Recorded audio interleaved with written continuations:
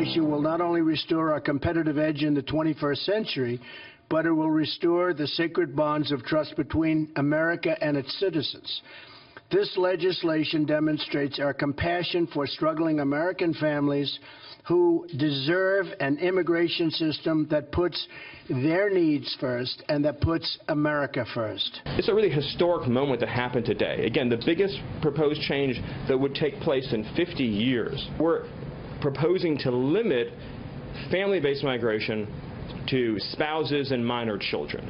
Additionally, we're establishing a new entry system that's points-based. If we can succeed on this kind of common sense, incremental reform to immigration, it might give the American people more confidence to tackle some of those more challenging issues.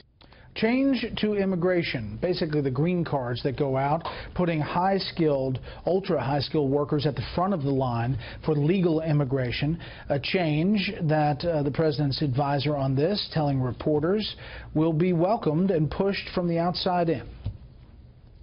As far as a real push for change, that begins in earnest, aggressively starting today. And I do think, I just work on the policy side, but I do think that voters across the country are going to demand these kinds of changes because, again, of the effects it has on their lives and their communities, and this is overwhelmingly popular.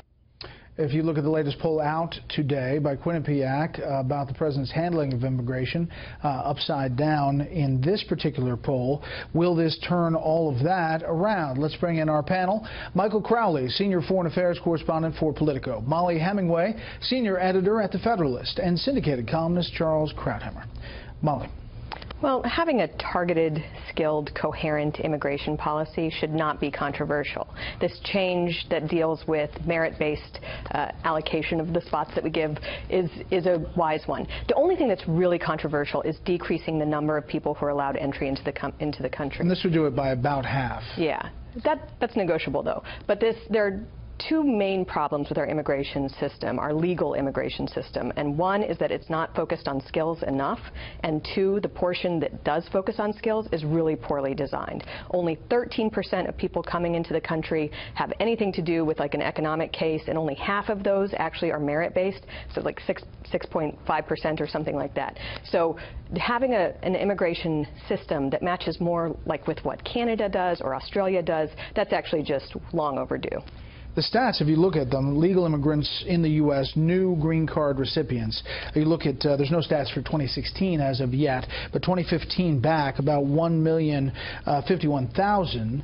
These are new green card recipients. You look at how many green card holders are here in the U.S. This goes back to 2014, 13,200,000. Charles, a big issue and one that the White House thinks they can have a win on?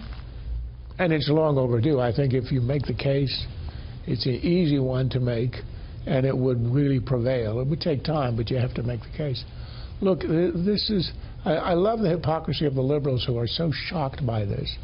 People who sort of swoon over Canada's progressivism with its national health care and its matinee star liberal prime minister who want him to be the leader here.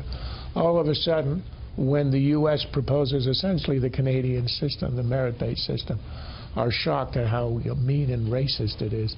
This is a no-brainer. Here's the analogy. The United States is the place everybody wants to go, every immigrant. You find somebody on a raft in the South China Sea where they want to go, United States. We have the top 100 draft picks from the NBA, and instead we choose to pick people randomly out of the Karachi phone book. This does not make sense. We should be doing what Canada and Australia are doing and cashing in on the fact that the world wants to come here. This is so obvious, it's almost amazing that we haven't done this. And that, I think, is the core of the issue. You saw Senator Tom Cotton there, also along the president's side there at the White House, Georgia Senator David Perdue. There are priorities, health care, tax, there are a lot of other things that we're working on, but we're starting the process. We're going to work with both sides, and right now with the popularity of this system in Canada and in Australia, we think this should be a bipartisan effort. Michael? There's not much It's going to be a bipartisan effort, and it is going to be a tough sell legislatively. There aren't going to be any Democrats on board. You're already seeing some Republicans complain, Lindsey Graham as one example, and you have business groups and economists who are saying this may not be the right solution for the economy. We can argue about that. I do think it's interesting to see at a time when Donald Trump has had some setbacks. He's had to swallow this bill on Russia sanctions, which we may talk about later. And, of course, we saw the kind of fiasco that health care reform turned into for him. In the last week or so, we've seen the transgender military ban done by tweet, may not actually happen.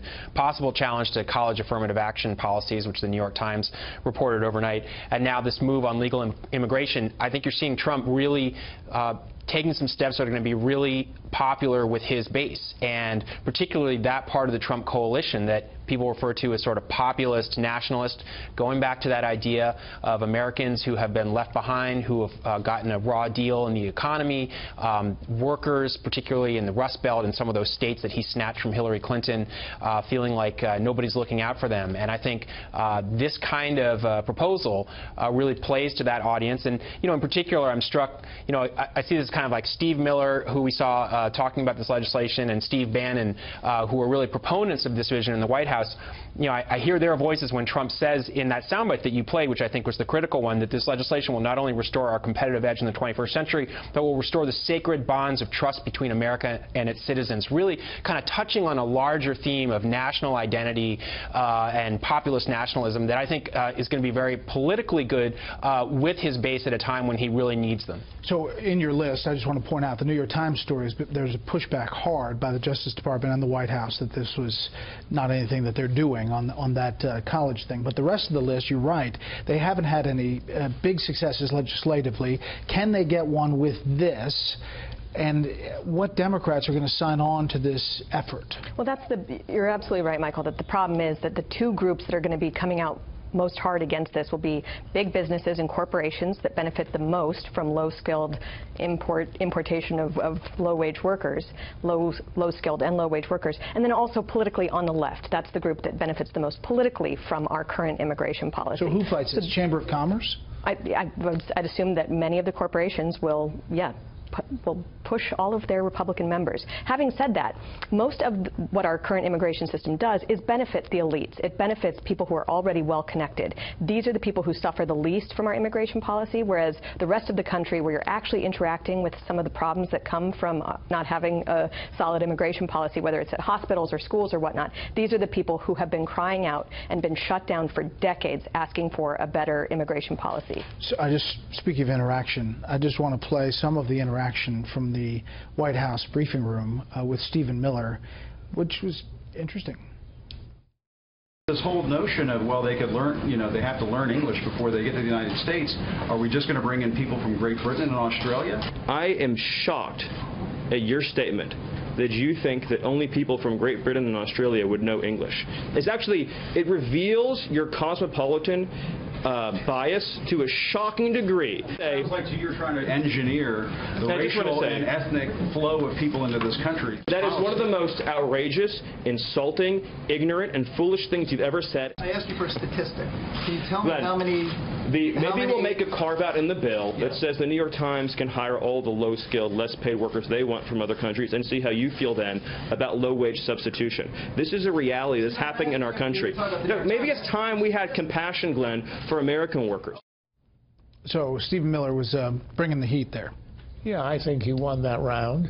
It is kind of weird to believe that the only people who speak English are Englishmen and Australians. Look, the fact is that a high level of unskilled immigrants, some legal, some illegal, are going to depress wages. It's not a complicated economic theory. Here's the irony. The irony is that the pushback is going to come from the Chamber of Commerce, who I think you could appease by having a guest worker program, as Reagan did, and then the limousine liberals on the left, who don't suffer, in fact, who gain by having low-skilled people doing their lawns and looking after their children. The people who suffer from illegal immigration, depression of wages, are particularly those who are the less educated, and it is only white Rust Belt workers It's African Americans, it's Hispanic immigrants, legal Hispanic immigrants. And I think we ought to face up to the fact that if you really want to help the wage stagnation in the country, one way to do it is to not have a flood of low-wage workers, unskilled workers who compete with Americans. That's kind of uncomplicated.